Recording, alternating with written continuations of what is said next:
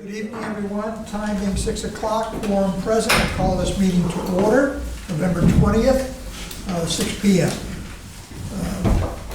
The first thing is a pension presentation by Washington Trust, Jean Kay. Good evening. It's good to be here again in about a year. We've had a good year. We saw you in the fall of last year. The market was kind of going off the rails at that time with the new Fed chairman talking about raising interest rates in an economy that everyone perceived to be slowing. Around Christmas time, he reversed course and talked about reducing interest rates, and at that point we took off and really haven't looked back since. I thought Trump got all the credit.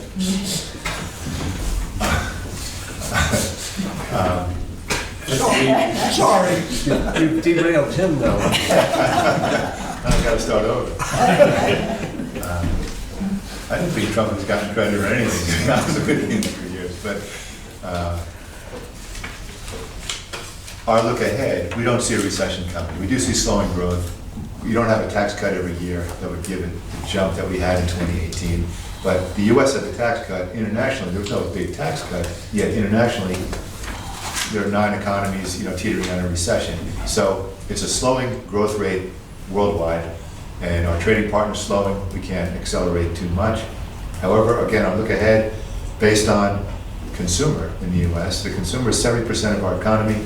The consumer is spending, and the consumer is also saving. It's not like 2007, 8, where people are overextending themselves. So it's a very healthy consumer, driving economic growth, but driving at a rate of 2% a year. Nothing that would alarm the Fed at this point. So, in kind of a copacetic place for the stock market. We're up 23% or so in the S&P 500. Domestic stocks are up strongly. International stocks not doing so well. Our outlook is that might continue. That a lot of times, cycles end and leadership of the market rotates. We really don't see international as moving up to the forefront. It's at a 10-year record of lagging the U.S. That might persist. Interest rates are higher here, the currency should be higher, the dollar should be stronger. If you invest overseas, you've got to translate it back to U.S. currency. We don't see you picking up much of a gain there.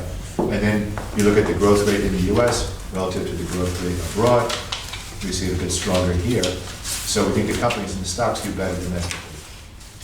On the other hand, you're in our growth portfolio, and growth stocks since the Brexit vote in June, July 2016. Since that point, growth has taken off, and it was given a further boost when Trump was elected.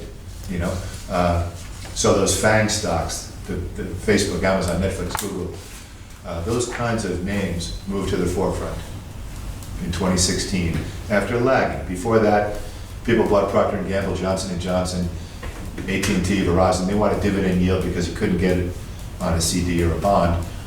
And so those kind of household name, mature companies led the market. The exciting stories lagged.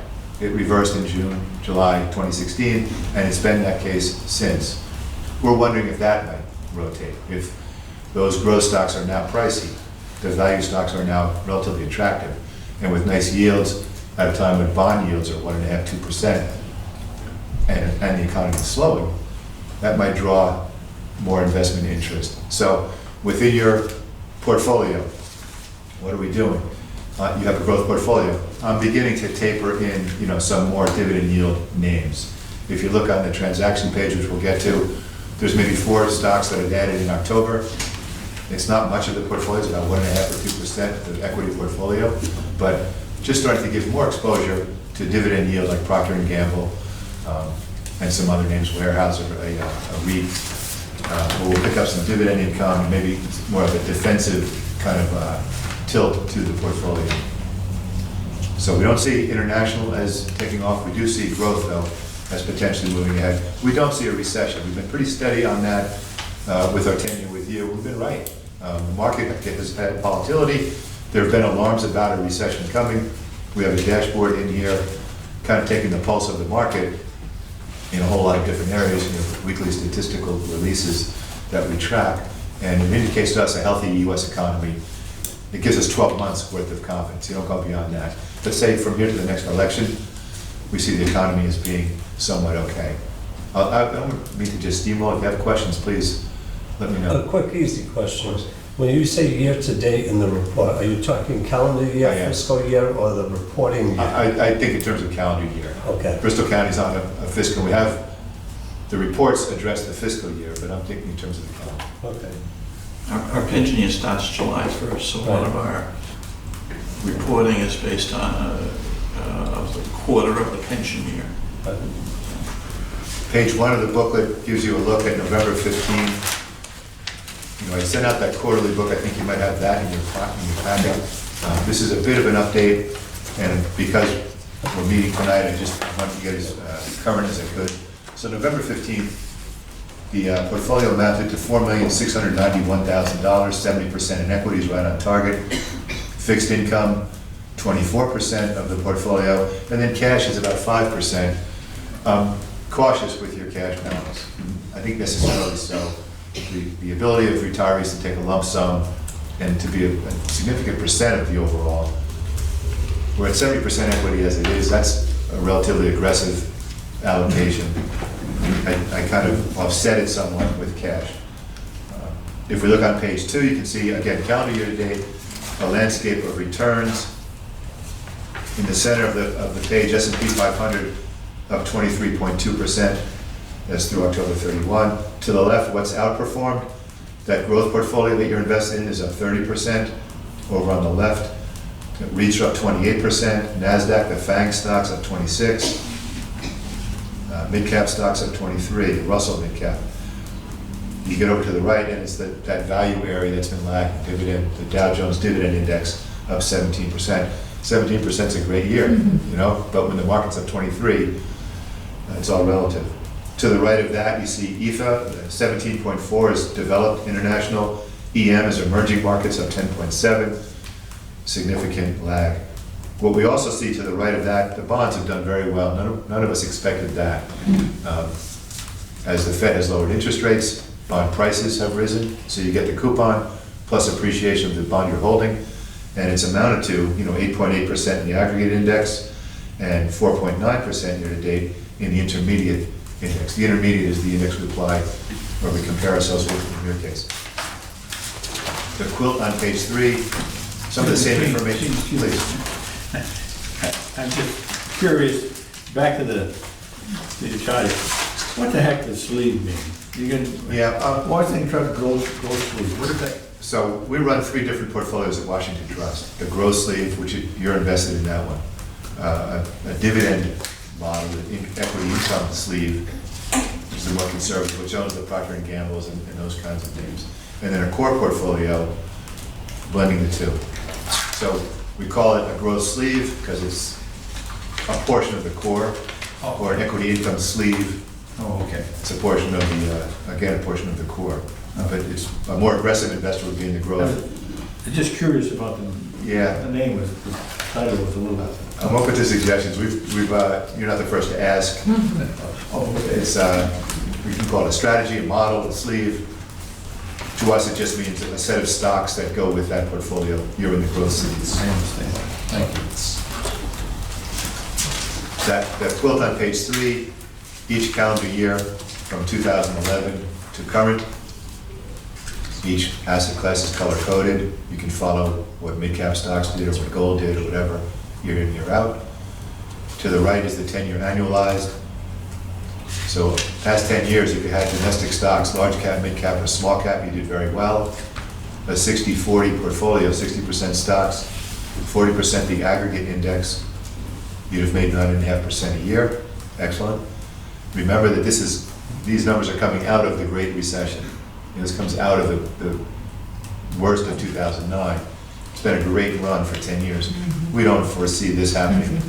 But we've got a 10-year bull market. At this point, we're at tops. So we expect, our expectations are much lower. You see emerging market equities just 4% per year for 10 years, and non-US equities at 5.8 per year. So really the action has been in the US. Your portfolio, and this dates back to September 30th, on page 4, a performance report on a fiscal year basis. The first quarter of 2020 of your fiscal year, ending September 30th, up just 1%. But the actuarial assumption up 1.5, the total benchmark, the blended benchmark, up 0.8%. Common stocks a slight lead, pretty much in line, and you can see bonds in line as well. I think what I'm doing, tinkering, I'm sorry, please. I'm just curious, I think you mentioned that we're invested in the growth sleeve. If we are, then the question would be, that's showing 30%, but when I look at page 4 under stocks, there's nothing approaching 30%. What I show here is your entire equity portfolio, which includes the international, the mid-cap, and small cap. Okay.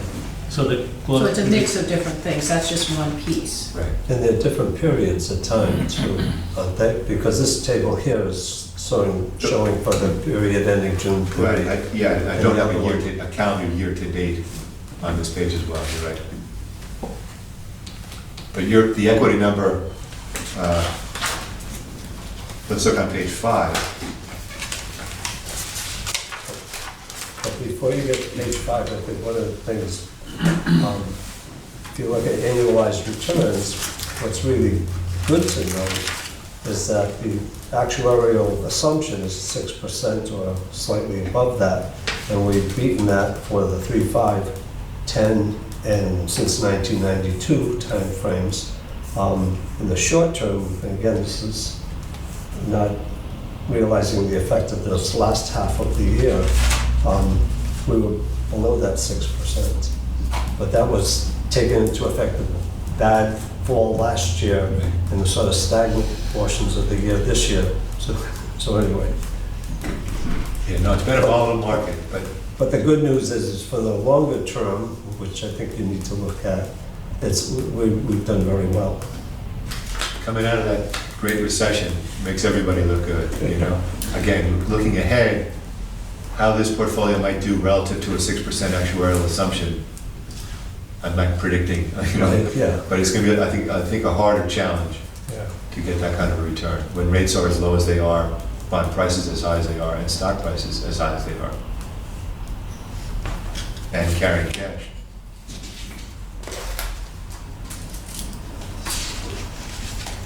Any more questions on the performance? I just have an observation. It's an observation I've made sort of year by year. And it's just stamped out on page 4. And it's the observation that the return from the S&P 500, which is obviously a well-known index, is basically superior to the stock returns over pretty much all time periods. And, you know, I heard that we're invested in a growth sleeve with 30%, but I don't see anything showing like 30% even in a category. But I do see that the S&P has outperformed the investment portfolio consistently. And now I probably have a little more credibility because they have the annualized returns over a 3-year period. That's when I first brought it up. And the S&P has outperformed the index here, or your total for common stocks, by 2.5% annually over that period of time. 2.5% annually does add up to a little bit of money because all you have to do is the math. So I'm just wondering if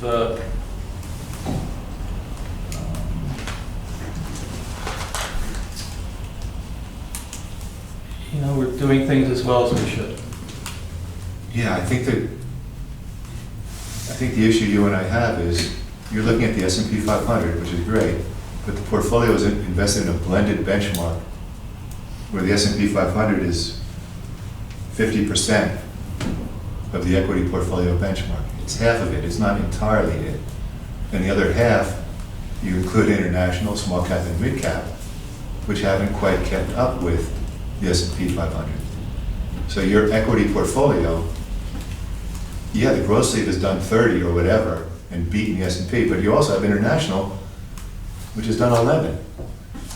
Right, but then my response to that would simply be that the S&P 500 has performed better with less risk. And what else can I say? Yeah, it certainly has performed better. The less risk part, I mean, I Yeah. think as a as a board, I'm not gonna tell you how to do your job, as a professional manager, you have to diversify. That's Well, the less risk. S&P 500 has a lot of diversification, especially with international. Obviously, they're not mid cap or small cap, but an S&P 500 stock typically would have less risk because it has more substance and more durability than mid cap and small cap. But if you add the bond mix in here, and if you look at the index that is provided, and you factor that into the S&P and do all the No. proportions, that you'd come up with a much less of a number, and probably would approach what we've been doing. No, here we're comparing apples to apples. The S&P 500, the common stocks, the number of, so I'm just throwing that up because I made this point 3 It's years not ago. apples to apples. The No, common stocks S&P isn't apples to apples. The common stocks includes international, which isn't included in the Yeah. S&P. Well, you have to understand that in the S&P, the typical international generation of revenues, I believe, approaches 35-40%. So the S&P has within it embedded international investments. Okay, So it's a that's- separate conversation if you'd like to Yeah. change the benchmark. No, We I can, just- well, that's really where you're going. If you want to change the benchmark to, if the committee would like to have 100% S&P in the equity portfolio, I can sell out half the portfolio, replace it with more S&P stocks. I'm not suggesting anything, I'm just suggesting it's provided a greater return right on page 4 with less risk. So, I mean, to me, that's The significant. S&P has one of the highest risks. yeah. If we get a recession or something dramatic, we could lose 20% overnight. Well, you'd lose more in the Russell mid cap and the Russell small cap because they have higher risk. And international too, as we just said, internationals have greater risk. So the risk would be moderated by being in the S&P. The S&P 500 does not include bonds. Correct. It doesn't, but it's a And separate. our fund does. No, here we're comparing S&P stocks to common stocks. We're comparing stocks to stocks.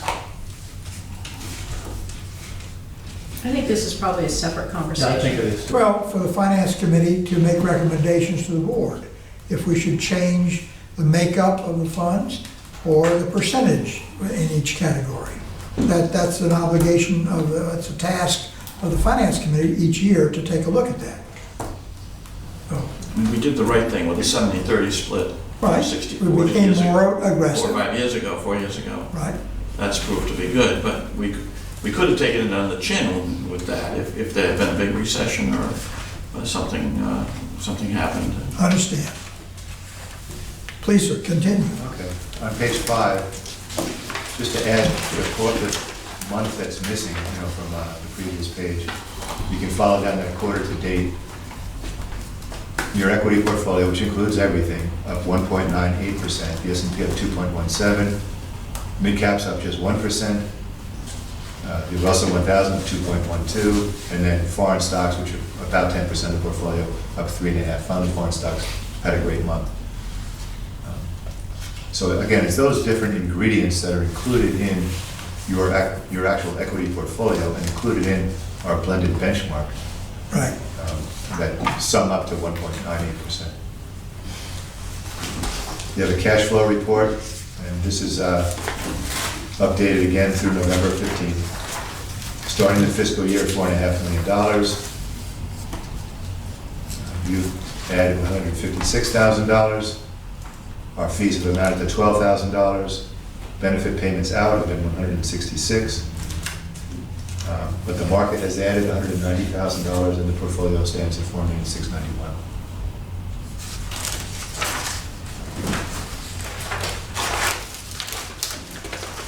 Page 7 just shows transactions this fiscal year to date. And you can see it's alphabetical, which drives me nuts, not chronological, but you can see Procter & Gamble, Weyerhaeuser, and Amcor purchased mid-October. Again, trying to get some more dividend exposure into the growth sleeve. When you show sales, it would be instructive, I think, for me, if you showed what you purchased those equities for, so we could see how well or not those investments were. You're preaching to the choir. Yeah. And this is a new software package. When we I thought you- contracted for it, I said explicitly, can we have that column? Evidently, we cannot. Oh. So it comes back to how well did you do, it comes back to those performance pages, how did the portfolio do? I don't have, without showing you a page you don't want to see, you'll get a headache, you know. Because I don't know if you sold them because you wanted to make the gain, or you Right. sold them to cut your losses. Right, I sympathize, but I don't, this is the report we get.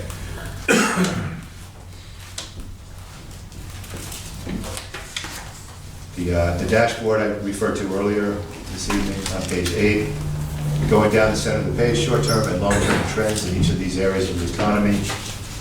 Again, gives us that comfort level that we're not entering a recession, at least for the next 12 months or so. Industrial production shows up, and that's just a very recent change.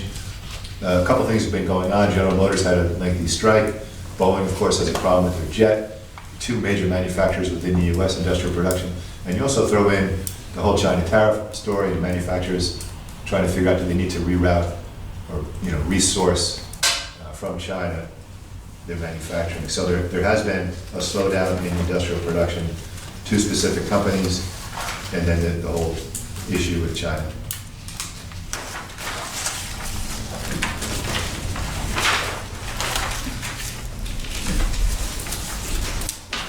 I think if we look at page 16, you're at 70% equity allocation. This gives you our stock market outlook for the next calendar year. Looking at the S&P 500. At Washington Trust, we expect earnings of $173 per share for the S&P 500. If you take all 500 companies, treat them as though they're one, how much money might each one make, how many shares of stock are outstanding, we come up with 173 per share.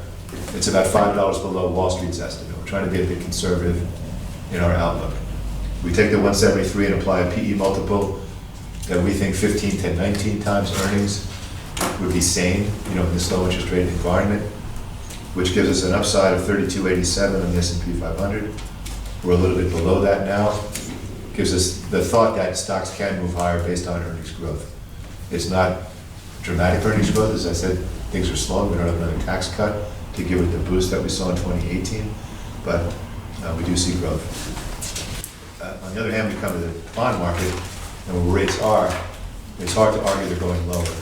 And you can't make a lot of money buying a bond that yields 1.7%, and the price might drop if rates go higher. Mr. Palmieri, that sleeve question you had earlier on pages 17 and 18, at our shop, we have these stocks that we like, that we put in our clients' portfolios. If you ask me to invest in the growth, you get the growth column. If you want the equity income, you get the equity income sleeve. If you want the blend, you get the core. What I've been doing, you've been in the growth, I've been slowly, with those 3 or 4 purchases in October, slowly migrating towards core by adding some dividend exposure from the other column. I like dividend stock. A lot of people do.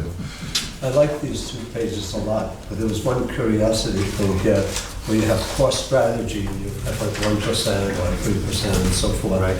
And so I thought that was kind of interesting, but then you had a couple of oddballs that were in there, it was like 1.3%. And there weren't many of those, and it was just like, was that a typo? Because there's a few of them, but not a lot. It has to add to 100, and you Yeah. gotta, the ones you are confident in, you make a bigger position. Amazon pays no dividend, we love Amazon, Right. but you can't have it in the dividend strategy. We max it in the growth strategy. And, there are other similar stories. Lots of good information.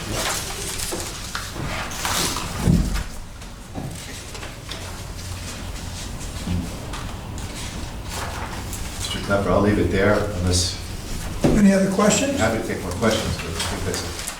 I'd just like to bring a point, Gene touched lightly on it, but this is going to be a trying year for our portfolio because we have so many people retiring. I provided Gene with a tentative schedule over the next, through the end of FY '21, of when people we anticipate will retire, what their potential lump sum will be, and Gene has to be prepared when they retire to have cash available. So he's going to be moving money to cash more than he would to be available when they want it. A retiree gets to pick after the actuary does the report, after they retire. So they're given an option of annuity choices or a lump sum. Right. They can pick either, but we have to have enough in cash available. And by the way, that hurts the return substantially. This coming year, that's why I'm bringing this up, that it could, if everybody took the lump sum, I think it's gonna be about a 50-50 split with annuity and lump sum, from what I've talked to everybody, so, but I never know, and we have to prepare to be able to have the cash. But he has the dates of the anticipated retirement. Right, so So he he's got has the to timing move, and the, he has to move out of our stocks or whatever into a cash. understand. Hold it, if they don't take it, then he'd move it back. But it's gonna be a busy year that, I've given him a preliminary look, but I usually give him he just asked me the question before we started tonight, are we still on target? And I said, from what I gave you, yes. But we gotta give him 30 to 60 days to manipulate that to move it into cash. Understand. With the right choice. Would it help us as an organization, as an agency, to try to provide some financial planning assistance to the staff who are going to We be do it, retired? we already do it. Oh, okay. Oh, then it is a good idea. Thank you, Juan. Okay, no, good, because I relate. I've seen that situation that people get a lump sum and next thing you know, it's gone. Yeah. And then they don't understand what happened. I spend a lot of time with the retirees as they're going through the choices and make sure they understand exactly what they're getting into. Okay, Taking the lump sum, all the tax risks right. of taking the lump sum, and I was talking to Mark about that, I think he does a great job. Thank you. we have a pretty good program of educating people. And it's their choice, it's their ultimate Right. choice. But a lot of things on their physical health, how they feel, annuity's a crapshoot. So a lot of factors go into it. A lot of them have gone, and we suggest they go to an impartial personal and investment person that's not selling anything. Right. That will give you advice on, to weigh that annuity versus what you can make on it. So the annuity is a pretty good deal right now.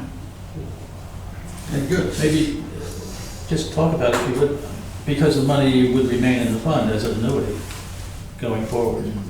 But the what? Money possibly would remain in the fund. No, They took the annuity? the annuity, if they pick the annuity, the money stays in the fund. The Right. annuities are paid out of the fund, Right. okay? So there doesn't necessarily have to be a drawdown in the total principal, if people take annuity. No, but if someone's lump sum's gonna be 300,000, he's gonna, cash is a very low percentage. He's gonna move enough in there to cover that if possible. But if they take an annuity, then he doesn't. Annuity, they just get on Yeah. the monthly draw. But you don't know how long they're gonna live. They live to 100, Yeah. it's a good deal for them. I won't, family. They have to be funded for the parameters in the annuity. Right, there's a lot So of that's- factors. It's a big choice when they have that, it's like buying a house. No, without talking about anybody in particular, but what do you see as the reasons why people take the lump sum? I think it comes down to a matter of trust, that they want their money, and they don't want somebody else dealing with it. Yeah. But what do you? I'll tell you, years ago, there was the Central Falls incident, where it might have impacted through bankruptcy or whatever, that they might not get what they're entitled to. I think there was that fear. That fear is kind of alleviated right now. We're highly funded.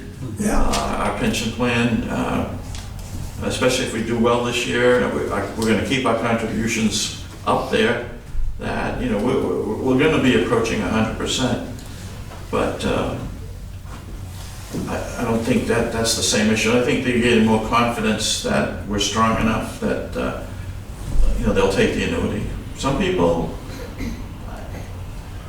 tell you the truth, some people go to, I won't say what bank or whatever, but they'll go to a bank and say, go to their financial planning people. And of course, the bank or whatever is gonna say, hey, you come with us. You know, we charge that I think someone here left paying 1.25% of their portfolio to fees to this bank. So I said to them, I said, do you realize you're paying, I said, if they, would you pay an advisor $100 a week for this advice? For the advice they give? They said, never. I said, well, that's what you're paying them. You're paying them, you know, over $5,000 a year, and that comes out of your portfolio. You know, versus meeting with an independent advisor who can set you up with a Vanguard, Fidelity, or something like that, that would point you in the right direction, but you don't lose that, you know, especially when you're only making 3 or 4%, and 1.25 of it is going to the advisor. Excuse me, Mark, but I believe, Gene, you had to leave. Oh, I'll get He's good. You're okay? Oh, okay. We've got a very important, If you want me Gonna say, if to, anyone- it's a very important thing to do today. say if anyone else had any questions of Gene. It's a good presentation. okay, thank you. Thank you. Thank you. Nicely presented. But a question back to you, Mark, is do you do this counseling, so you these on a as-needed basis, or do you try to do something? No, well, the road to get your money is to come through me. Yeah, So I meet with everybody. I will. And I explain to them the process, what's involved, how it's, you know, what the actuary's gonna do. would you think we could do something once a year with my group, where you just go over general stuff? Yeah. I've talked to some of the groups, but I meet with the people one-on-one when it comes down to that time. Yeah. It occurs to me, because of the IRS, we are part-time employees, right? So No, we're which gonna be, still makes no sense to me. I agree with you, We should be getting a 1099. and we fought that. Can we get OPEB? I agree too. I'm just wondering if we're going to be counseled by Mark. before we leave. Okay, there's no one here from the public, so we'll move right to Thank you. number 4. Minutes, entertain a motion to accept the minutes, approve the minutes of 9:24, the emergency board meeting. So moved. Second. Any questions, comments? Ready to vote, all in favor, please say aye. Aye. It is unanimous. The next one, Finance Claims Committee meeting of 10:03. Move to approve. Second? Comments or questions? All those in favor, please say aye. Aye. Again, it is unanimous. The 10:03 board meeting? Move to approve. Second? Yes. Maybe I've never noticed this before, but there's a couple of comments in. Which one? On page 2, item 8, This November 5th, no, October 3rd. Did we just approve that that one? we just approved. Okay, never mind. Okay. We're currently on the board meeting, Right. October 3rd? which is not been approved. Right, okay, that's done. Okay, so on page 2, of item A, 457B, employee contribution plan, the third sentence in that first paragraph, Empower had the best program. And I really feel like, well, who made that determination? Obviously, the director made that determination, and I think it should say that. Yeah, it should give attribution for that. Right, Okay, this is page 2, you said? yeah, page 2, item 8, second line, the last sentence in that line says Empower Empower had the has best the best program. program. Well, and she gave specifics. I think it needs to attribute it to her, and she said, as I recall, the lowest cost and the best program. All right, so we can add that to page 2. It's number 8. Empower had the best program. And then on page 3, And lowest cost. Lowest cost. on page 3, item 11, under Right. the motion to reject all bids. Right. And then there's a comment below that says it is an outrageous Right. expense. Bids are more than 2 times what was That was anticipated. my comment. How about the board considered the bids outrageously high? That way, that's what we did, we Yes, considered right. it, but we Right. didn't, we couldn't guarantee Right. it. Because when it comes back again, they may all be higher. Okay. Can you fix that part? Okay. So as corrected, a motion then for the October 3rd. Move to approve as amended. Second? Those in favor, say aye. Aye. And again, unanimous. Move to approve the November 5th minutes. Second. Any further questions, comments? Well, You had a comment, go ahead. we don't need to make a correction, but I just will note that I made a number of comments regarding the Hope Street property, which weren't recorded here, but I don't think it's necessary that they be recorded. It was across the street from you. Yeah, I did mention it, and I thought it might be a conflict of interest in me getting involved with this. I made the motion to accept it, but I also talked about the process that we were going to go through and whether there be any kind of neighborhood meeting and so on and so forth. But anyway, everybody knows I said that, we don't have to have it in the minutes. I thought I didn't mind. Okay, we're ready to vote. All those in favor, please say aye. Aye. It is unanimous. Executive Director's Report.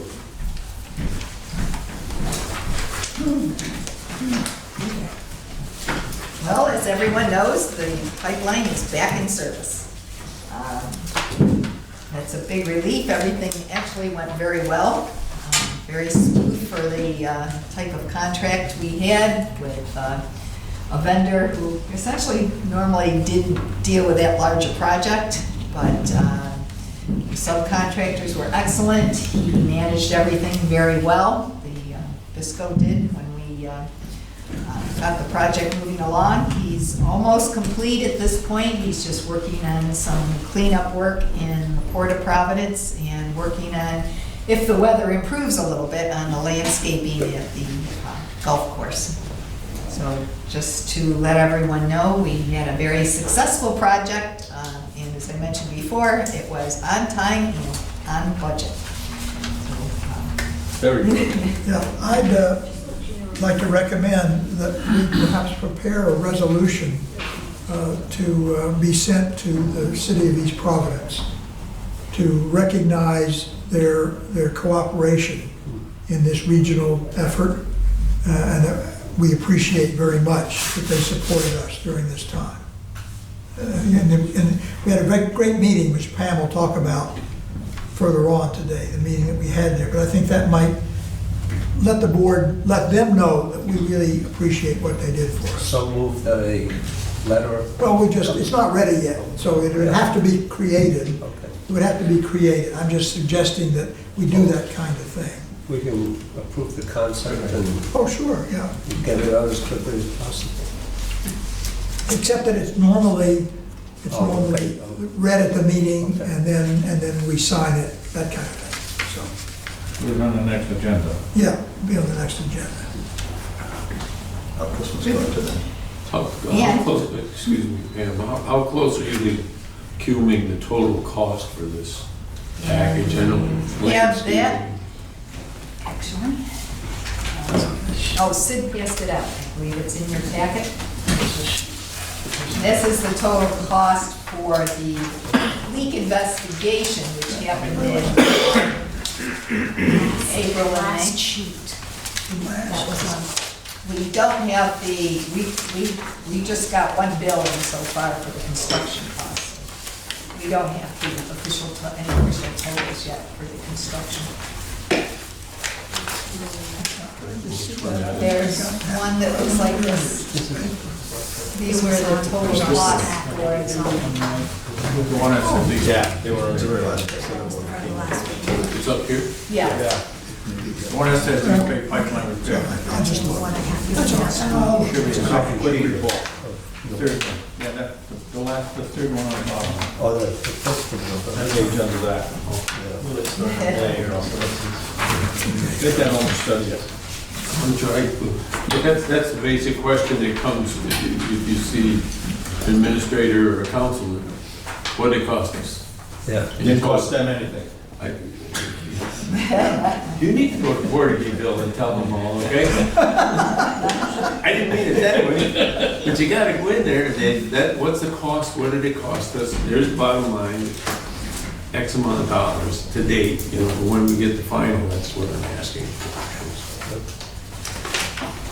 Okay, for the preliminary work, the board had allocated 800,000. We came in around 671,000. We did get some funds from our insurance company. They did pay for us for the actual water loss in the amount of $89,833. We need to lose more water.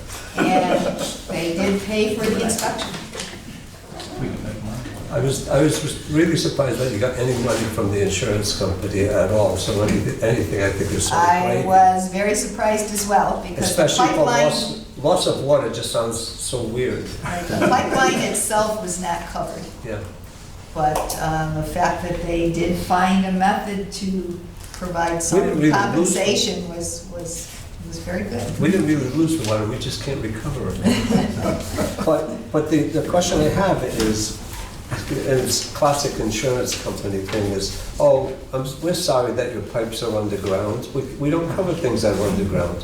But anyway, the claim from the golf course, will the insurance company pick up any of that? Will they They're actually looking at work it. with us to help us resolve that? They are looking at it, but it's doubtful. Yeah. Because that was all above ground. We'll find out. It's not likely, but they are considering it. Pam, you had something in your report that I wasn't certain I understood it, about the meter installation. You said for those who haven't responded, we need to wait until spring when we can turn off the water.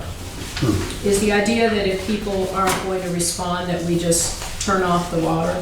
Well, they've already gotten 3 notices, and they've gotten, we have a list that we've given the list to our customer service reps who are calling each one individually. Do you have And emails trying to to these set up an people? appointment. Maybe a few, not very many, Do especially you if have a they're older database system customers. that as we get phone numbers and emails We do, and mobile phones, we're putting those We're in? adding that in, yes. So right now, we're going to try and attempt to do as many as we can. For people that still won't respond, our only recourse then is to turn off the water. If they don't want the new meter, the way that we've approached it thus far is to put in a meter pit. They pay to put in a meter pit. That way it's not next to your house. Some of the people who have, I know I've talked to some of the people, and they don't want to do it because they're afraid that the radiation, Yeah, I remember we had one person that came in here. okay, Yeah. afraid that that's going to affect and give them cancer or something like that. And those people, we've said, put it away from your house. Right. So I was getting at 2 things. One is you do plan at some point to turn off the water for those people, and we'll properly notice them. Yes, of course. So should we have a news release about this that goes out to the newspapers, and we put information on our website about this? Well, that would be do that in the spring when you're ready to do it, right? Well, we could start now. I would start actually, now. just so we can get more And just say, you people know, responding. as of, pick a date, June, anyone who doesn't have a new meter will have their water turned off. So if you have not had your meter replaced, you may want to avoid this problem. Now, they're waiting until spring. There'll be a fee for shutting it off and a fee for turning it back on. Hopefully. Yes, there is. They're waiting until spring to shut meters off. That is classically is what's done. You don't shut off utilities in the wintertime. Correct.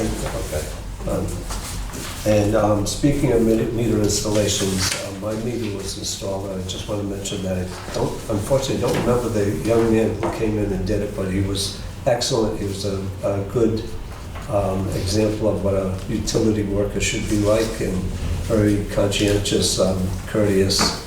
Got the work done very quickly and neatly and cleanly. Good. Very happy with it. Good. So the other thing you mentioned was that fluoride article. Yes. I mean, there are really two articles that have circulated recently. One was the additives in water that were poisoning people, and that was in Patch. And then this fluoride article in the Warren Times.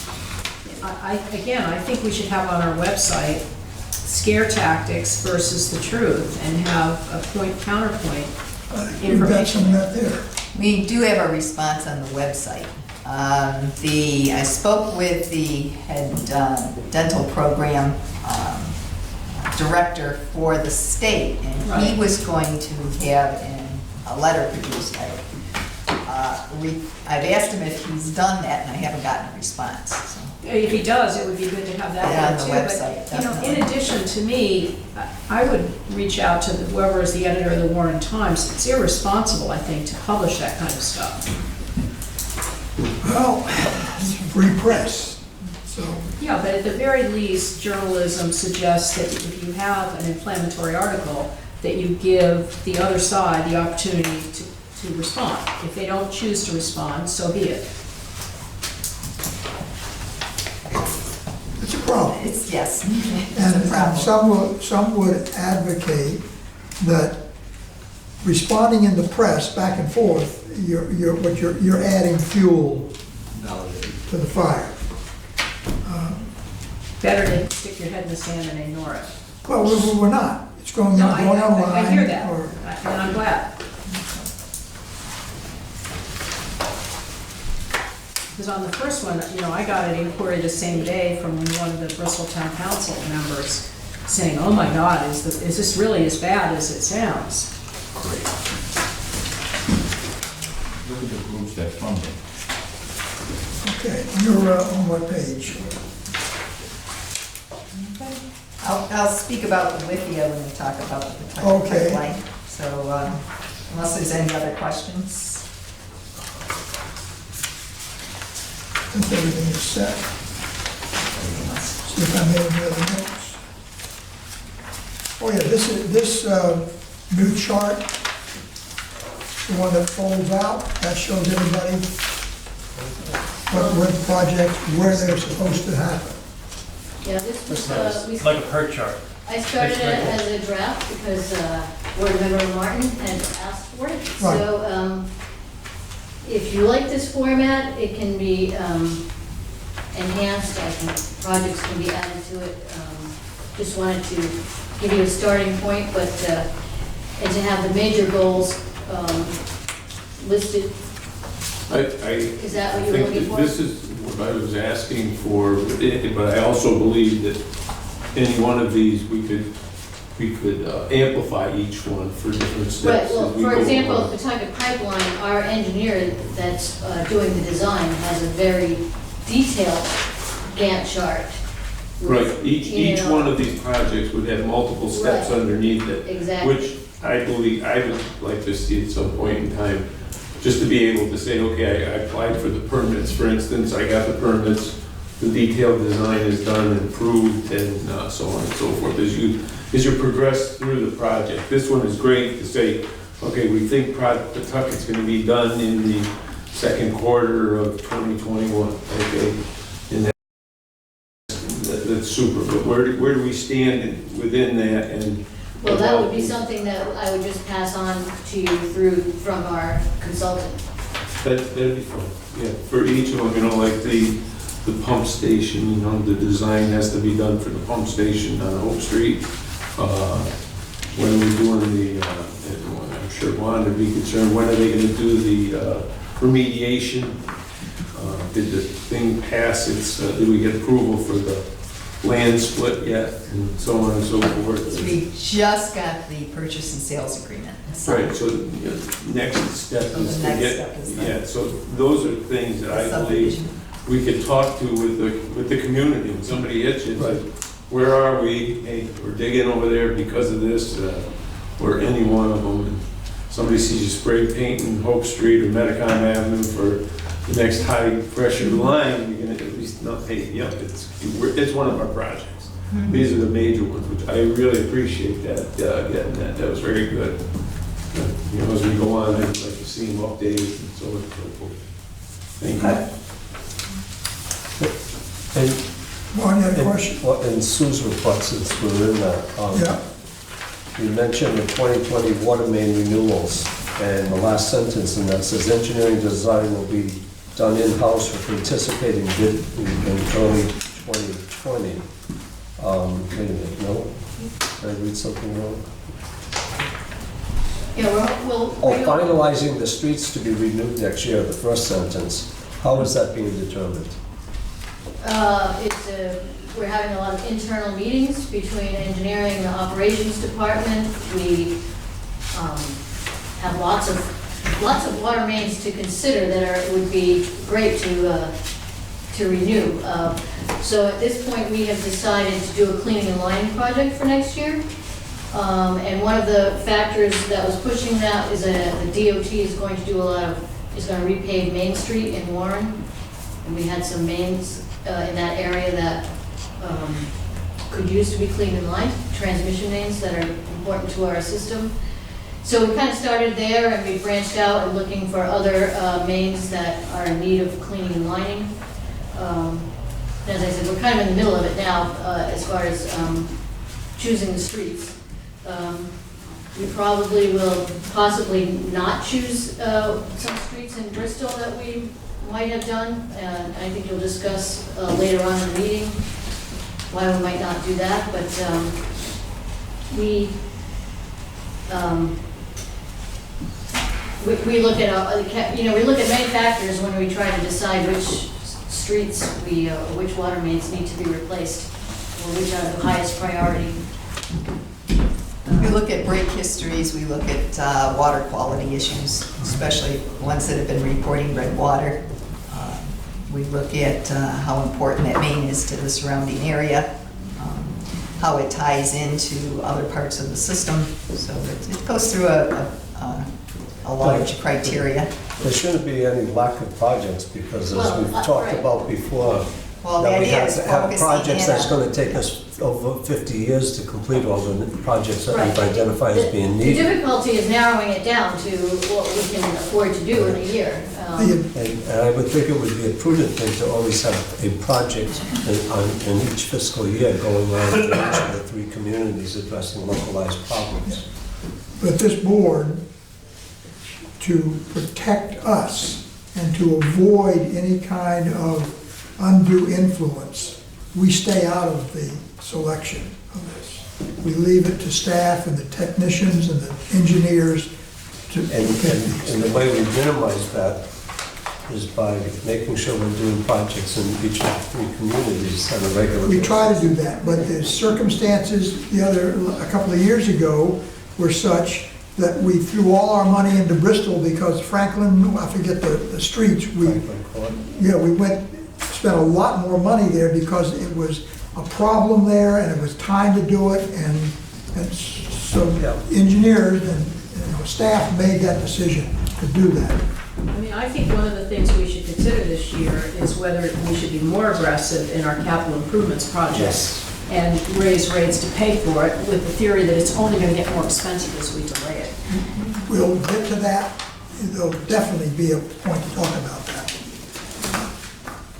But just to ease your concerns, this past year, our main focus was Bristol and Barrington. Next year, our main focus will be in Warren. I just like, I did, I read, like everybody else, the IT report, and I have just general knowledge, but it sure seems like he's really on top of everything that has to be done and he's doing a great job, so I think a lot of credit should go his way. Yeah, Looked like he's being pretty proactive. I had a question about the discussion of replacing the file server. Are we using any sort of cloud-based system like Dropbox as a file server? We do use Dropbox. I don't know if it's used as a file server. Well, SharePoint or Dropbox, I actually find Dropbox easier. question is, I'm assuming he wants a local backup, but in terms of ease of users, having them access things on Dropbox may be easier.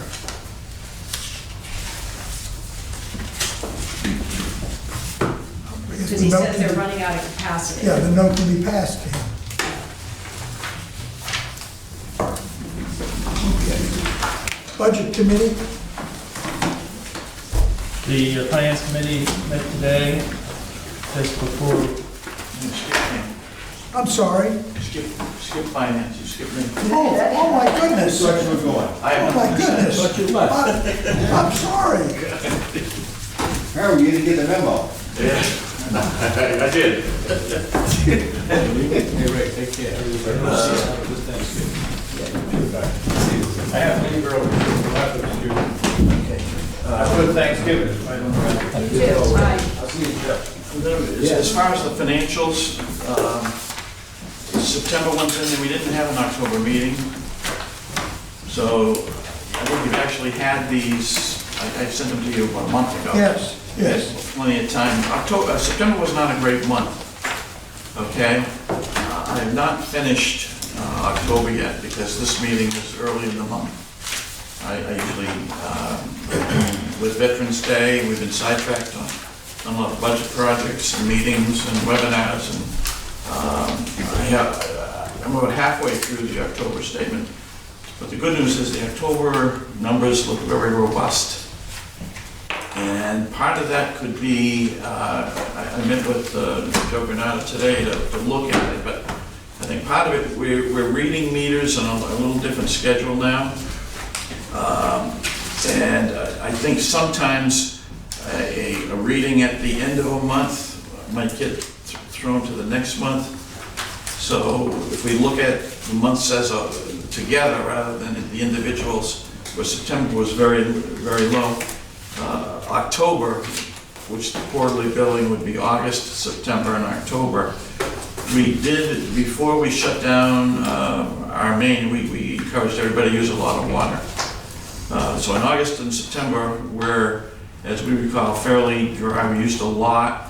And I think when we switched over in mid-September to East Providence, that particular weekend we switched, if you remember, it was like a hot in the 90s or something, and we were kind of caught where we had to kind of back up and say, you gotta ease off that. Right. So, the numbers I have, some of September numbers at the end may have flowed into October to make October look a little bigger, but the numbers I have so far, and then I take those numbers from October and flatten them out in an accrual. I should have it, hopefully in about a week, I'll get it out to everybody. But to expect, it looks like where we were behind, 12% or something, we might be down to 7 or 8%. So hopefully we can catch up a little bit at the end of, we started out so slow at the beginning Right. of the year. But no disasters. No disasters forecast. Right, so I think, we may look pretty good right now. Okay. Or, in catching up. We're not gonna make everything up, but hopefully at least get to that budget number. Where normally I hit a budget revenue 5% over budget, expenses 5% under, which is kind of what I try to hit.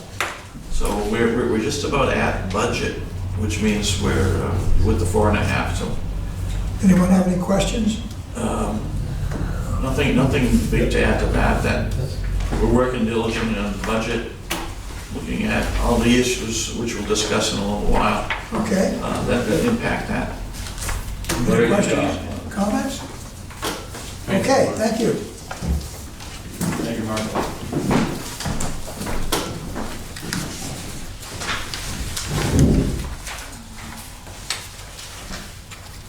Personnel Committee, John, Progress on all those subjects. on all three subjects. I'll have a report at a later date. Fair enough. Okay, inspection number 9, inspection of the 30-inch transmission main. This is the budget committee, although I don't think there's a lot more to say, but The budget committee met before this meeting of the board, and Mark and Pam had the opportunity to present the budget in general, and the thought was presented that Pam and Mark will be continuing to work on the budget so that we can meet again in December to go over some of the refinements that will be made.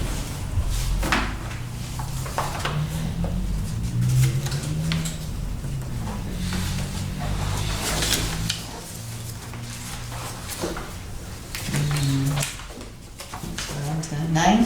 Number 9. Okay. They started the study with the inspection services for our 30-inch ductile iron between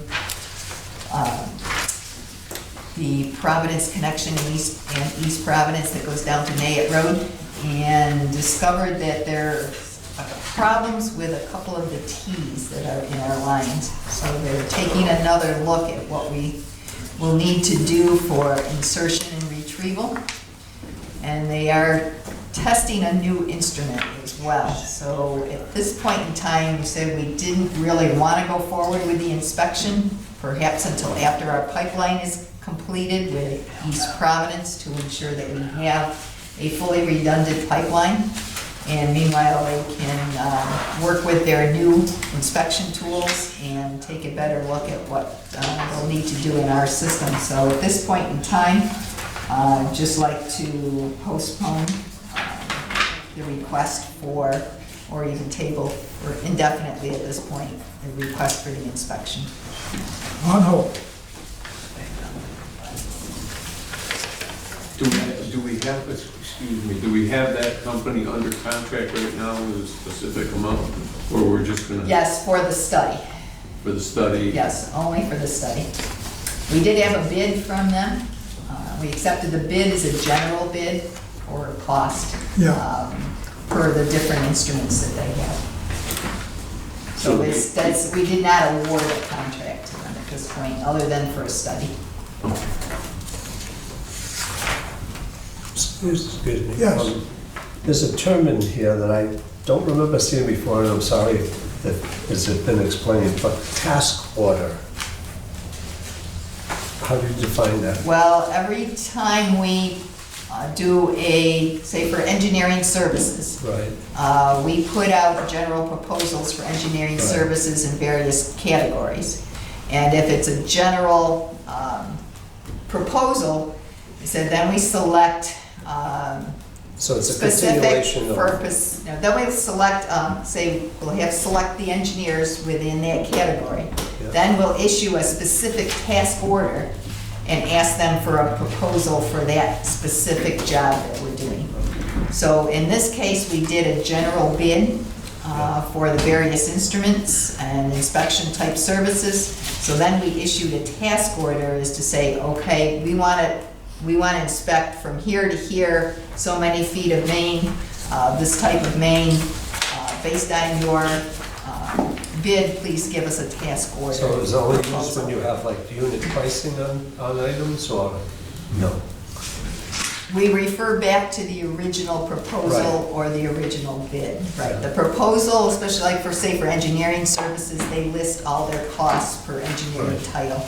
And they have to use those costs. We did it for a 3-year period. Okay, That we, For could any- we approve them yeah, as a source, right, as needed. okay, But then we'll ask for a proposal for a specific work, okay. and that's called the task order. Gotcha, thank you. Okay, Town of Bristol paving ordinance. Yes. This started with the state.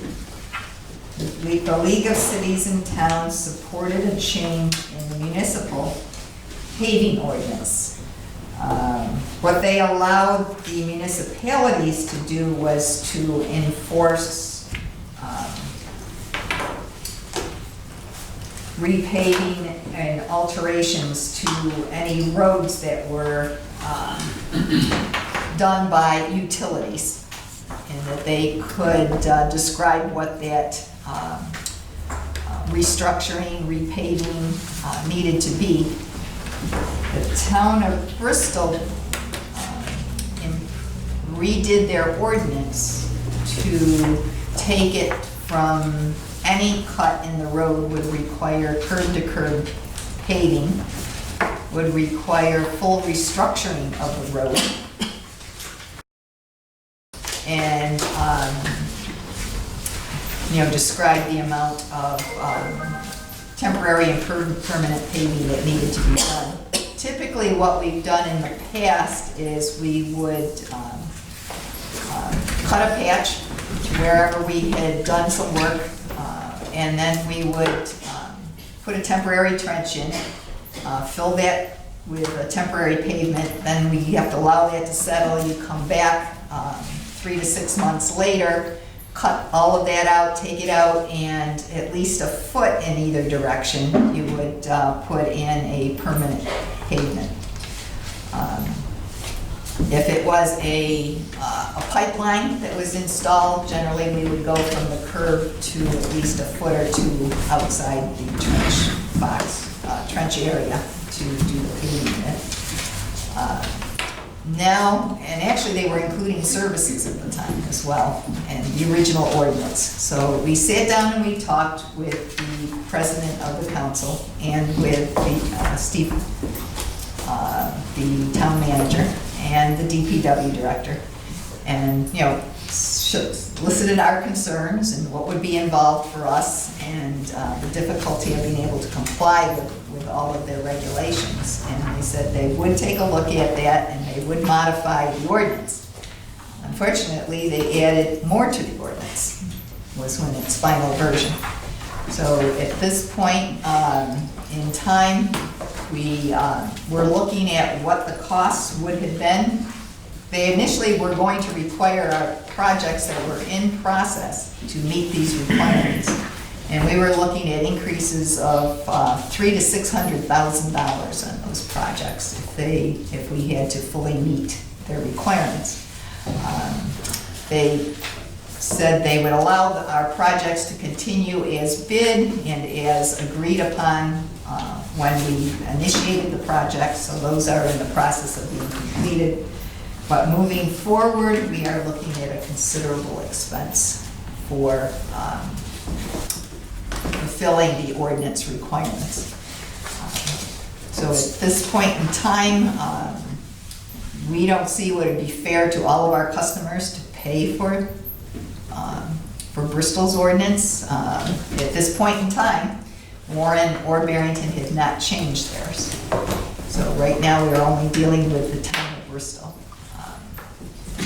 It is my recommendation that the board send a letter to the town council, describing what our concerns are and what our issues are, and the fact that personally I can't see moving forward with any work in the town of Bristol that would be voluntary work, that we would have to meet these requirements.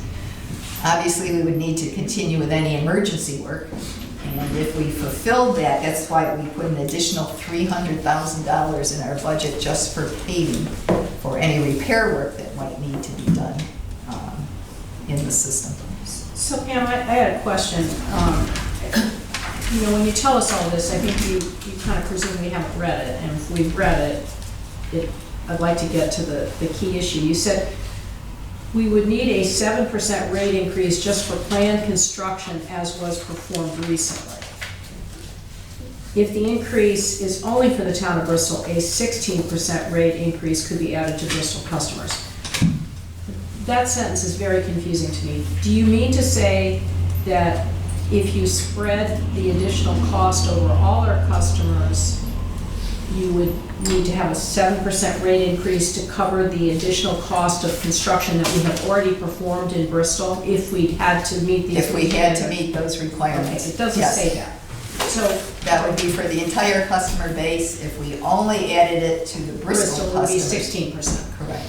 Personally, I think if this is a town of Bristol imposition of additional requirements, it's Bristol ratepayers who should have to pay it. It shouldn't be subsidized by Warren and Barrington. But I have one more thing, which is you note in here Mr. Contenti responded he will forward our concerns to Mr. McBride. However, Mr. McBride is allowed little authority to apply the ordinance in a reasonable manner. I think this ordinance was written by Mr. McBride, so he might not need, it was not, who It was not, it was written by the town council and specifically the chair. Okay, so perhaps you will achieve what you want to achieve by saying that this is going to increase costs very substantially, blah, blah, blah, blah. When you met with the town administrator and the town council president and the DPW director, did you have Susan's analysis as to what the cost increase would be? We did. And they were presented with that, and what was their reaction to that? That their roads, they need to be concerned about their roads. Were That's they- fine, they'll pay for it. Susan, if I may, Susan, I'm sorry, did you Yeah, finish your no, question? no, Okay. I have others, but it's So- good.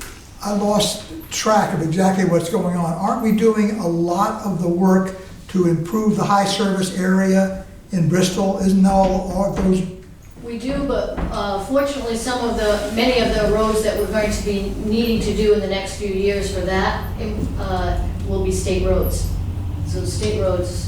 State does not have these requirements. The state doesn't require you to pay. because we're gonna be doing something like $7 or $8 million worth, the majority of which is in Bristol to solve that particular problem for 2,800 homes. Okay. I would remind the board that a number of years ago, we had a very similar problem. May not have been exact, but it was very similar. We took a simple action. We sent them a note and we said, we're not doing anything in your town until you deal with us fairly.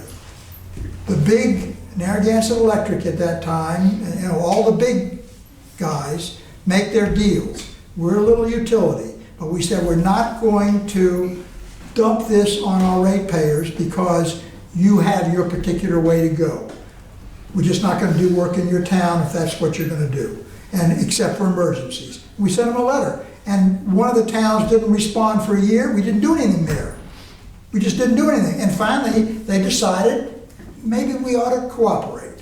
And that's all we did. I'm happy to go with any kind of conciliatory effort, but I gotta tell you, this has happened to us in the past. We're the same people, our ratepayers are their taxpayers. I just don't see us having to stand the brunt of this because of what they wanna do, the council wants to do.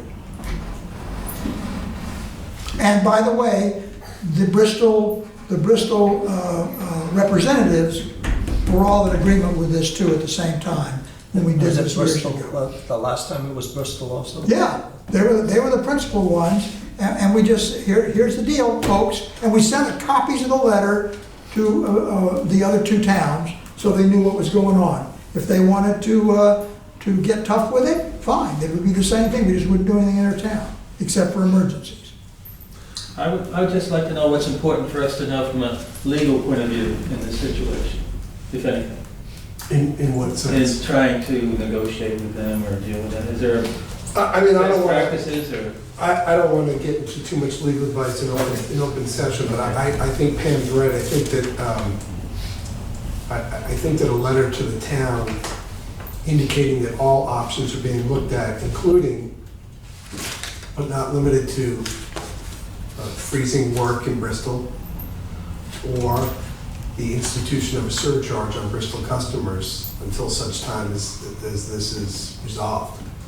And then if you don't get any dialogue back from them, you know, I would say by the next meeting, then you can, you know, we can start discussing some options to put into effect that you can vote on. Good, Mr. But I would prefer that method first and send a letter that you are now examining every option available. I went and met with Nick Bride. You know, I said, okay, what are you doing here and why? The town did have an ordinance and it's been on the books for many, many years, as we all know. When they do pave a road, you get a 5-year, I believe it's a 5-year moratorium on a dig. If a dig happens within that 5-year period, you do X amount of feet either side. Sue would know better than me. 50 feet. 50 feet either side on a new road. Okay, today, when I went down and looked, because I said, okay, we're doing, I think we did Mulberry, which is, in my opinion, is very good. You know, I went down the street and looked at that, but he says, in a normal sense, and what it does say to me when I read the ordinance that's there, it says each of these, somebody's got to go talk with the DPW director. Right. And go to the site, and let's say what we want. He said, well, take a look with me, and we look out his front door onto, I think it's Fox Hill. Fox Hill.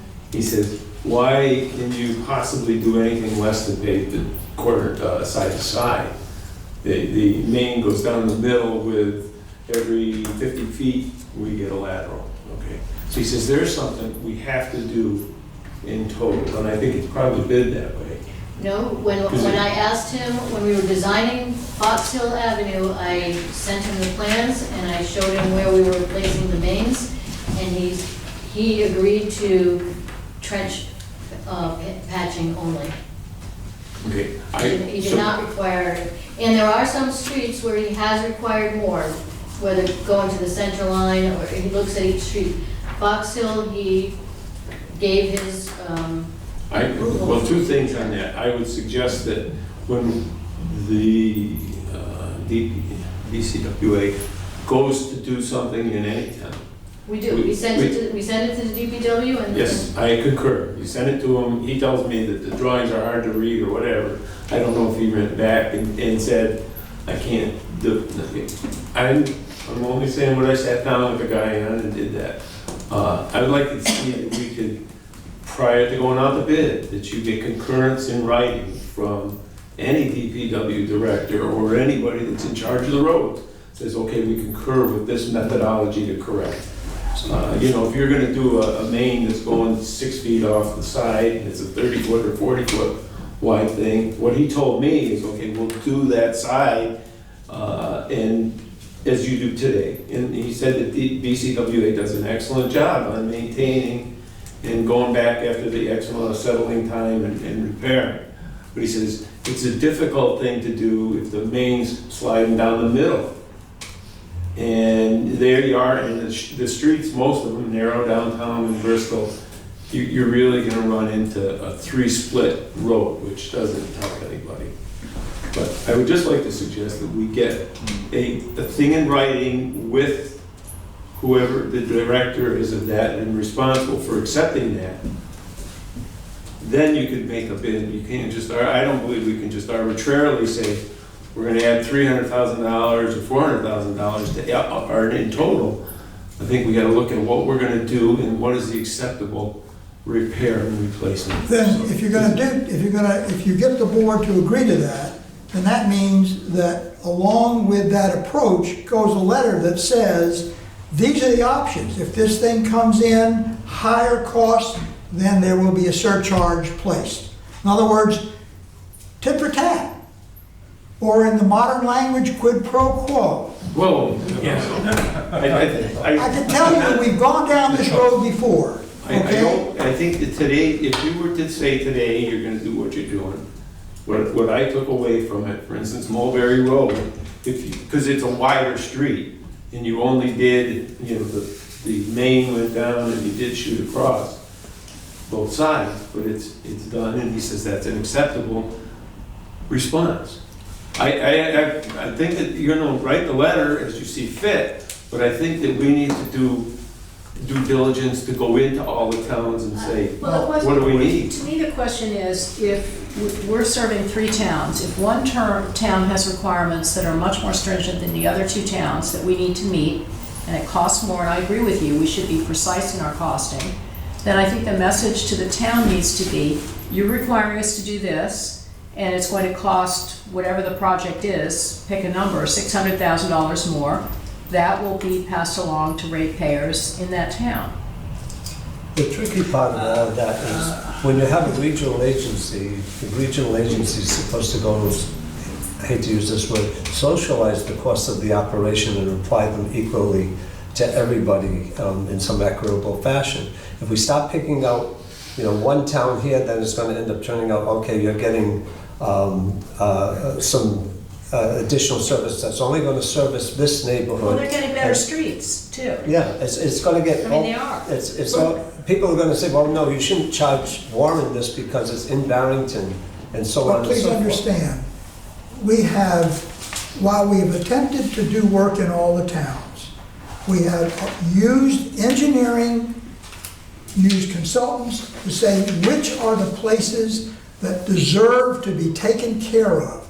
And we have the biggest chunk of all the money that we've spent and will be spending is to deal with the high service area, which years ago was projected at 5 or 6 million, and now it's probably 8 or 9, okay? And that's to take care of 2,900 homes, of which 2,800 of them are in Bristol. So I'm just saying, and that cost has been spread Right. among the region. But this is a different animal. Because, and I say that because in this case, it's a particular thing they're imposing. When we decide to do more work in one town rather than another, because it's a greater demand to fix it, that's because engineering, technology determines that. Okay. We're basing that on the fact of technology, not on the whim and the desire of a town council or of someone who writes an ordinance. Okay. Plus, at that point, you're improving the water system, and Yeah. it's spread That's among right. everyone. Right. In this case, you're improving the roads in Bristol. Right. And a good explanation, a good response. Two things. Number one, when we have a project in a community that requires management from the organization to meet with management of the town, I think a board member should be invited to go along to those meetings. No, I don't think so. no, No, absolutely not. no. Okay, you can say no, I'm just saying what I'm I just think. saying, because we don't have any, remember, we hire 2 people, the executive director and our attorney. Right. We do not interfere with the operations, that's her responsibility. Now, if you Yes, want to I ask- interface with the town council, that's a different story. Can I ask, when the council approved this, was their last meeting? I don't know, Was any of the Bristol representatives there at the time that was done? I wasn't, I wasn't. yeah. No, I was just wondering if they asked for any Right. input. no, and they should have. But anyway, regardless of what everybody thinks, I think we should be invited.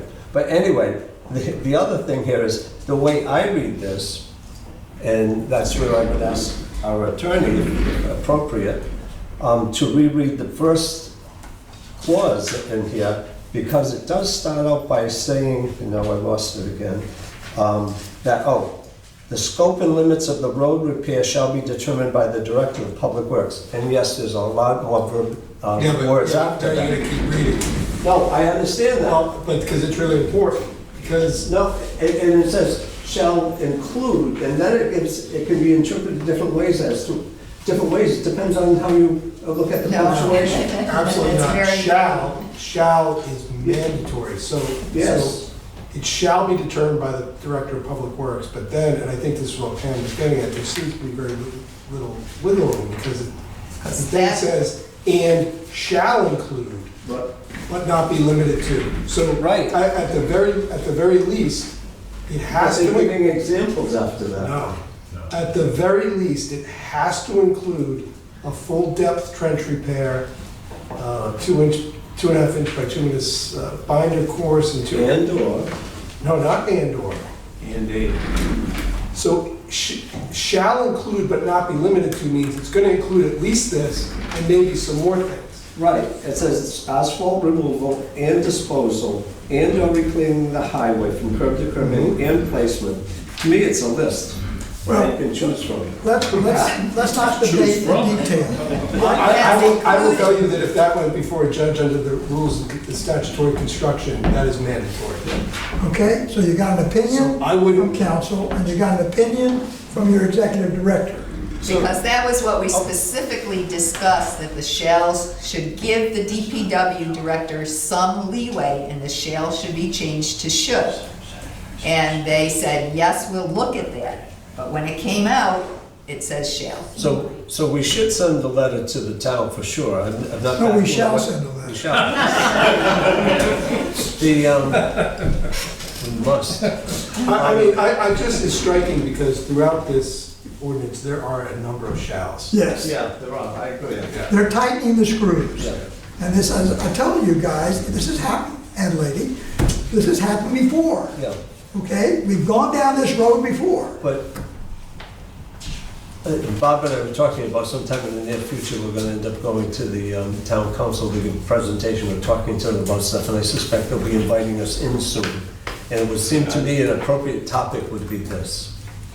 But you're saying stay out of operation, so now it makes me say, well, Well, you'll get copies of I whatever think is sent. we should have Pam prepare a letter. Sure. that we can take a look at before it goes out Yeah. and use, I think you need to rewrite that information so it says just as an indication of the work that we did in Bristol in 2019, the additional cost we project would be X, which would mean an additional cost to the Bristol ratepayers of X. Pam, if I can just add one thing, that a different option, rather than stick it to the ratepayers, we could build a town. No, you won't. No, you won't. I'm just saying as an option, I'm not sure if Joe would. You know, it could be an option. I want to see a copy of the letter too. I want to Well, look yeah. at, I want to look at the statute Okay. and, That's, and again, I don't want to get, no, I don't want to give you all your options and. No, but we need to have options, we need to let them know that there are options that we're that's considering. what I'm saying. Because Whatever option is. the last is time, viable. in reference to the last time this happened, that if it's something that is needed in a town, we recognize that, but if it's something at the whim of the town, we treat all towns the same. And we Yeah, went through this. I think if we start drafting the letter up and then we give it to the representatives, because they're gonna ask you to. So, I would think there's some way we can try to work something out with somehow. But I can see their position in a way. They're a town council and they say, oh, we're gonna get our roads all paved and it's not gonna cost us anything. It's nice, we look good. But they gotta understand somehow that now. like, Somebody has to pay. You're gonna, that's right, and you're gonna have cases where people in Bristol, I know some of them, where they want us to extend the water line down there. Now, we're not gonna go extend the water line down there if they're gonna put all these conditions on us. Or it'll cost more to Or extend let it. the town pay for it, but I mean, we gotta sit down somehow and talk. Yes. Well, I think the consensus, to me, is obvious, that staff should prepare a letter, have Also, it reviewed, and we'll, with consultation with sure, council as well. and we'll have that on our next We don't wanna agenda. go to war with it, we just wanna No, consensus is get enough. something resolved. I think that's the idea, is let's start with the letter, let's not go to war yet. Yeah. At least let's lay out sort of what the number of options could be. I mean, we need them in cases, and they need us in cases. Yeah, it's something that should be resolved. I mean, this should not. Okay, We're part of their community. you think? Bristol's the head first name on the letterheads. That's it? Okay, RFP for the rate study. should never get water. That's, Number one of 11. your handouts for today. Who changed the mount hole? Yeah, exactly. So let me just ask a question about the rate study. Yes, This is 11, I think. Why is this to determine the fairness of allocating between commercial and residential customers? What is the objective? No, the objective is to look at our base fees, our cost of service versus what we charge for consumption usage. Looking at what it would entail to go from quarterly to monthly billing. Looking at the different classes of customers, the ones that in the water use classes, and determining what's fair as far as charges go. As we've been increasing our rates, we've applied the rates equally to the fixed fee and to the consumption fee. Now, having a fairly substantial fixed fee really protects us quite a bit in when consumption goes down. although our fixed fees are generally higher than most other utilities, and they above the 50% range at this point in time, it's one thing we want to take a look at. Should we consider changing those? We're also looking at, should we include a certain amount of water in the base fee to make it a little fairer for lower usage customers? So there's a number of different things that we want to take a look at. I'm confused about your talking about the change from quarterly to monthly. How would this rate study factor into that? And that would also look at the costs involved with going to monthly. It would also look at how customers would be charged, how that would break down between, again, various classes of customers. It's not always a strict divide by 3. Quarterly usage, sometimes there's some additional charges, there's more equity considerations involved in going from quarterly to monthly. So there's a number of things to look at as far as cost of service, and how we also want to take another look at our fee structure. Right now we have 5 fee classifications that it increases and then decreases for large users. We had talked before about changing that.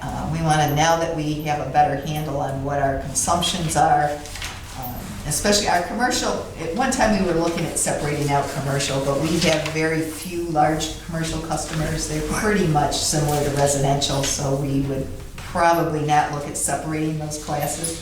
But you're not including anything like, we have X miles of pipeline, and what do water companies typically do for improvement costs of 100-year-old pipelines? Because my personal feeling is our capital expenditures are lower. That's part of what they're going to look at. Okay. Yeah, that is included. Okay. So, go ahead. Do we have a copy of the first RFP from years ago? So we'd have something maybe to look at? Actually, it's the same, I'm recommending the same company that did our first one. Okay. And our first RFP was more looking at our cost of operations, because at that time, we didn't have much delineated. That was when I first came in. Okay. And we didn't have any capital program. And so that was really looking at what we needed to do in the system and what we needed to spend and how to set up a capital program. So this one is now, that's pretty well set. They're gonna take a look at that to see where we are, and also look at what we need to do in the future.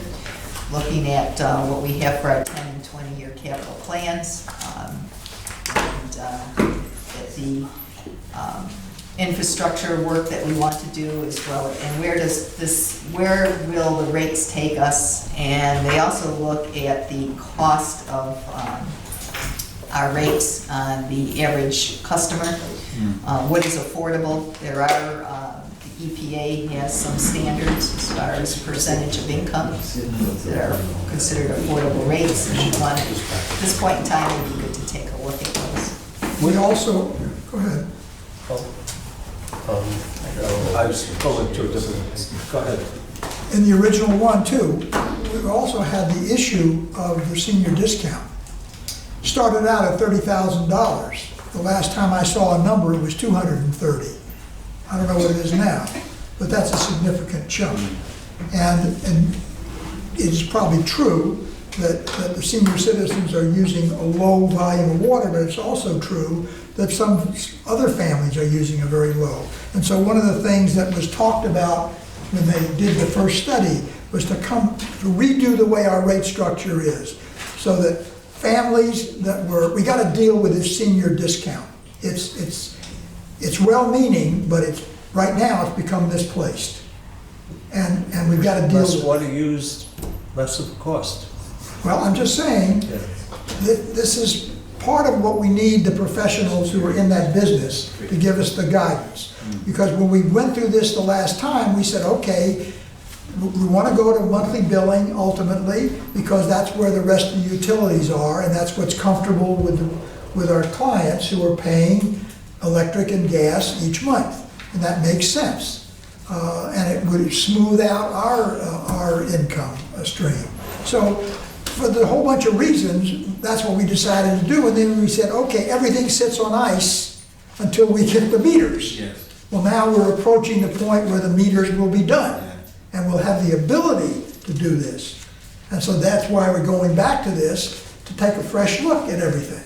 And also, you may remember, they said for a community our size, we should have something like 23 to 25% should be for the fire suppression. Yes. And we're getting 6%, Yeah. okay? So, you know what I mean, and we've done things in the meantime to try to deal with that. But those are also factors that we knew nothing about that were presented to the board by this national company. I'd like to move that we approve the expenditure of $39,870 for the study. Second. Further discussion? Okay, when did we go out for requests for proposals for this? A couple of months ago. Oh, because it would be nice to get these things before the meeting, and we just received this tonight, if I understand. Well, we just correctly. finished the review, unfortunately. Wow. So, My point, it just came it in. would be nice to get it before the meeting. If you, No, if I you'd like, understand. we could put this off until next Well, meeting. I look at this and I look at the task numbers, and I'm going, I never see a task number 1. And task number 2 is on the 3rd page, and I'm going, what the heck is this? What is the background on all of this? And did it go through a committee? Does that go to finance committee? No? No. These are different pages, they're not all consistent. Is there something left out, or This these? mostly reflects the RFP. Oh, okay. And then there is some additional description attached to it as to what the various sections pertain to. If there is a concern by directors that they want to see And I see the we got- entirety of it. And we got 2 proposals, one from Minnesota, Minnesota, and the other from Maryland. And I have no problem with hiring people outside New England or anywhere in the world. I was just like, how is it that only 2 responded and they're from so far away? There's not a lot of people who do this. It's a specialty, it's a specialty. It's a specialty, and they asked, Question, Mr. Chairman. if I had a cost, and when I mentioned the cost, 3 of them dropped out. Nobody's trying to cram anything down your throat. If you want to see the whole thing, we'll put this off till next month. We'll get all the bits of the stuff. Staff is, this is in our history that we've dealt with this, and this is perfectly anticipated that this is the next step once all the meters are in. But if there's concern and you want to see more detail, we just hold it till next month, that's all. I Yes, think it George. might be advisable because I know this isn't the first time we've gotten information, right in front of us before the meeting, and I just think it would be helpful for everybody to have complete information before the meeting. Okay. I really do. So everybody understands that's how, at least I have to operate. I need time to read, That's fine. and I think that's reasonable. So we have a motion on the floor. We have 2 options. You can either withdraw the motion and consensus will put it to next, or you can have a motion to table, which has no discussion, takes an immediate vote. What do you want to do? I make a motion that we table the motion that was made. Second? All those in favor, please say aye. Aye. Those opposed, nay. No. No, there were 2 no's. Do you have the library card? The ayes have it. Okay, it's tabled for the It month. seems like you're looking for something to read, I don't know, I just...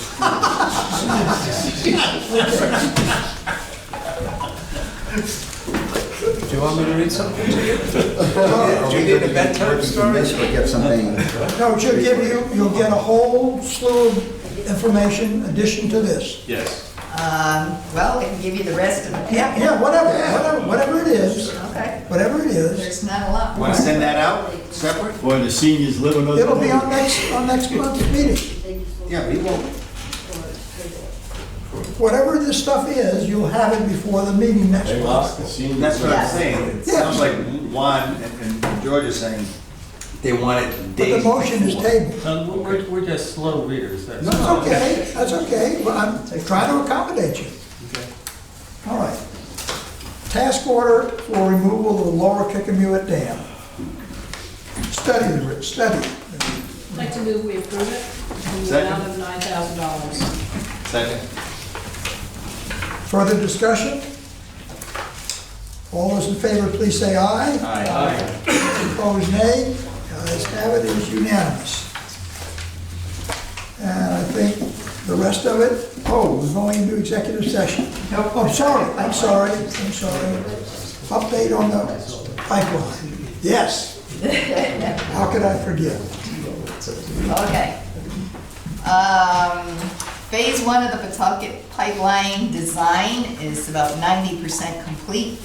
They are going to have to wait for a review by the DEM for the wetlands permit, and DEM has until about the middle of January. We're trying to expedite that, but it's, considering that department's been pretty much decimated, we don't foresee it being done any sooner. So as soon as that gets in, we'll put the project out for bid. So we're looking to bid, hopefully by the end of January, to start construction in April. This afternoon, we did meet with the City of East Providence administration, both their financial people. The mayor was out sick, but we did meet with the operations director as well. They are very interested in proceeding on phase 2. However, there's a lot of steps that need to be done. They're also looking at moving forward. We have Beta's going to provide a cost estimate to do some preliminary work on phase 2, and they are looking to pay for half of that work. So that's going to be our first step. Then we also need to do some agreements as to how we're going to move forward, and then also looking at financing. I mentioned in our packet about WIFIA. WIFIA is a federal loan program that I sent in a pre-application, never thinking we'd get approved, but we did. And but there's a lot of things that are up in the air, and one of which is our financial advisors are looking at this and trying to determine if we were to go it alone, could we even afford to do it? And also, what are the other options other than WIFIA? In other words, clean water finance, bank loans. Main issue with WIFIA is it does provide a 40-year loan, and right now, yesterday we had a conference seminar on the application process and what's involved in actually going through the final applications to obtain the loan. It's considerable, but one big issue that hit me is it's 2.2% for 40 years right now, but it's based at the time you close on the Treasury note at the time, which is considerably less than anything we're going to find anywhere else. But they do have a number of fees, and one of which is a $100,000 fee to actually send in your application, which they then apply to any of their investigations and reports. But that's included, that can be included in the loan finance. It would be It's only included like in the loan. $2,500 a year over 40 years, so it's, Yeah, it's, they're looking for a lot of financial information up front, a lot of project information as well. So, and if East Providence is going to join us on phase 2, I think it's a very good project for both of us to go through WIFIA. WIFIA only will pay 49%. The rest has to be made up in other bonds. But Clean Water Finance, or what was former Clean Water Finance, the infrastructure bank, normally does 20-year loans. They said under special circumstances they could go to 30. And so they would consider this one perhaps as well as a 30-year for matching funds. Didn't you also say that WIFIA would allow you to delay payment if you have a high capital debt now, delay the payment and then pick it up later on?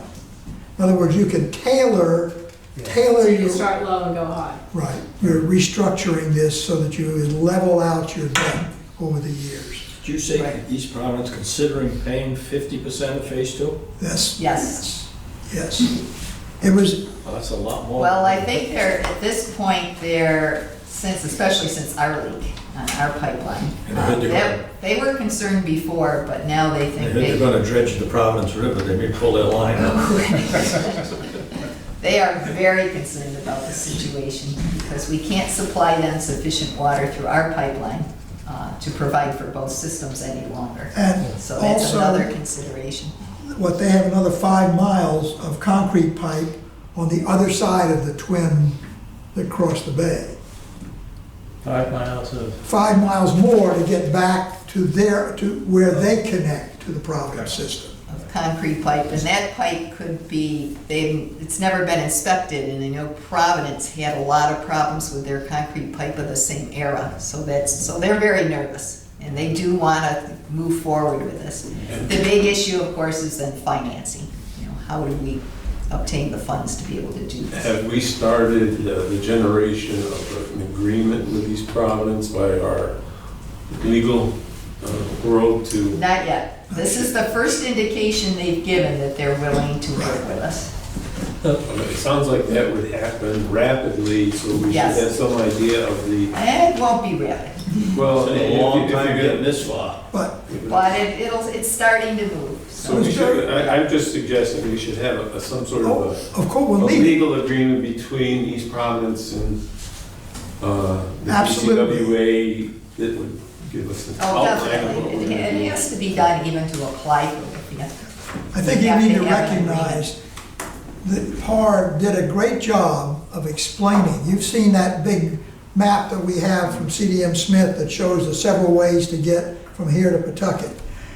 There are some exceedingly difficult pieces in there, and they did an excellent job today describing the problems.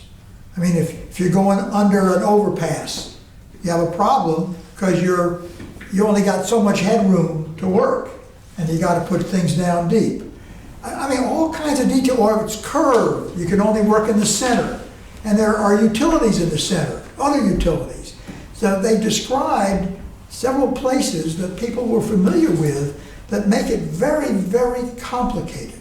That's why today's meeting ended up, I was frankly delightfully surprised. So you did meet today. Oh yeah, I was there with them, and that they said they'd be interested in having a proposal made to do additional studies. This isn't the design, this is to, there's certain spots that gotta be dealt with. We have to cross an interstate, we have to cross a river, we have to cross a railroad. I think it's more than one river, whatever. River And to different railroad. places that need to be worked out, very, very complicated. And it was an excellent presentation today by the engineers of why it's so complicated. And at the tail end of the meeting, they said, we'll pay 50% of this further exploratory work to figure out what the cost is going to be of this thing. Sorry. sounds good. Joe, if we did this jointly with East Providence, if at some point in the future they defaulted, where does that leave us? What is I have no idea how you structure this sort of thing.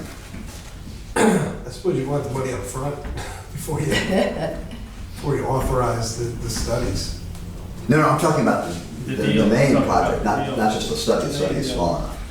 Oh, I think if you're ultimately gonna enter into Yeah, Right. you'd have to Legal. enter into an agreement. But if they end up in financial difficulty and say bankruptcy, where does that I leave think it would us? depend on I guess it would depend on how it's financed. Yeah, I would think they would have to, even if we do it as a partnership, they'd be responsible for their own bonds. They would be. I mean, as long as it's that way, I'm comfortable. I'm just, I'm It's right, so I worry. gonna assume it's through a borrowing, It would have to But be. one Which borrowing, actually- two borrowings. which actually would give you a little bit more comfort.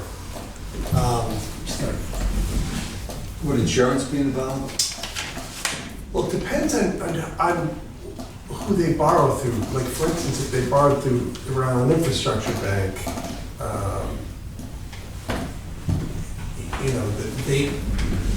you're not so much worried about East Providence defaulting.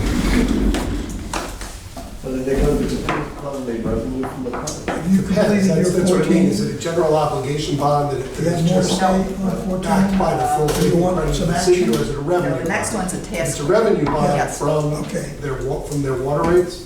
You feel much more comfortable with that? Assuming they have extra revenue beyond what they're already committed to for other. Yeah, so they're, you know, their financial advisors would, you know, when you're entering into the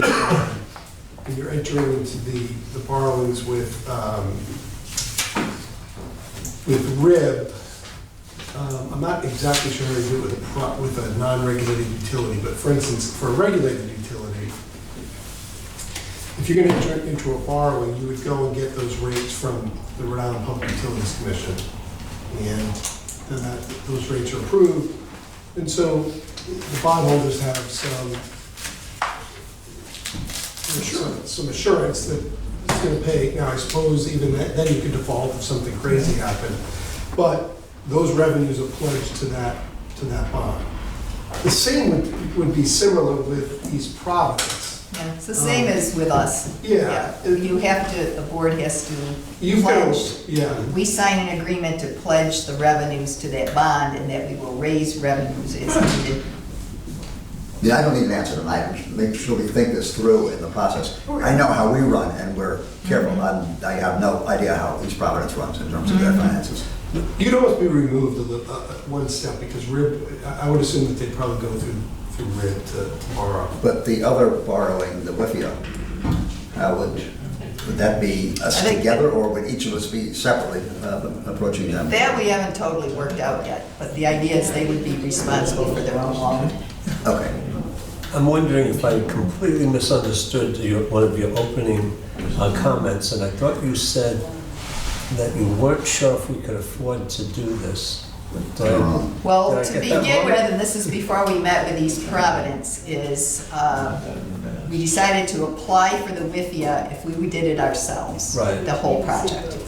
And that was one thing that our financial advisors are looking at. Could we even afford to do it as just one organization? We can't afford not to do We it. can't afford not to do it, as I agree. Well, the problem is, will they give you the bonds? Yeah. That becomes an issue that the bonding companies will look at, is what is the affordability to our Right. ratepayers? Yeah. But that becomes, you know, we have to talk about our pricing. Yeah. But they will look at that, how much would we have to raise rates to be able to pay for this, and is that even feasible? Or do we need to find a different And what if method you of don't doing have the this? water? But the current projection is a lot higher than it was when we first started talking about this program.